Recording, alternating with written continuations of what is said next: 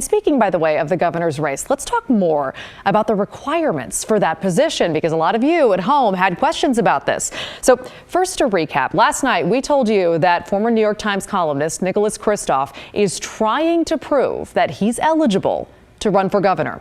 Secretary of State's office is questioning specifically his residency, since he voted in New York in 2020 instead of voting in Oregon. And the state constitution says you have to be an Oregon resident for 3 years before running for governor. Kristof's team argues since he owns property here, he considers Oregon home, he spends a lot of time here, that means he is a resident. Secretary of State Shemia Fagan could decide as soon as this week on Kristof's eligibility. So we'll, of course, keep you posted. But in the meantime, again, we got a lot of questions from you guys about this and about other Oregon politicians. Neil, case in point, wrote in, why not look at Charlie Hales and his questionable residency when running for Portland mayor? Neil, thank you so much. So back in 2011, when Hales was a mayoral candidate, the Oregonian reported that he actually listed a Washington address on his taxes from 2004 to 2009. And he said that was so he didn't have to pay a personal income tax, since Washington doesn't have one. However, he says he was registered to vote in Oregon. That, of course, did not end up disqualifying Hales from running, since he was ultimately elected mayor.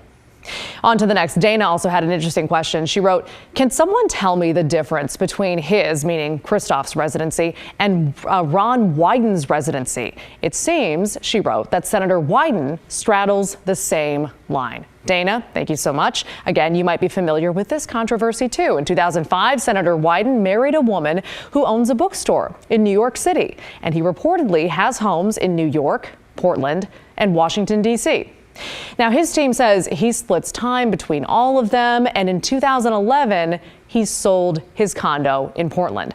However, a spokesperson told the Oregonian that was just because his kids are getting older and he was searching for a house instead of a condo here in Oregon.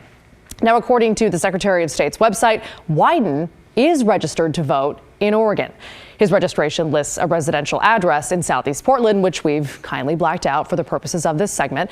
So that is the key difference here between Wyden and Kristof's residency question. Since again, Kristof, the key point here, was not registered to vote in Oregon in 2020. And that is what the Secretary of State is now asking him about.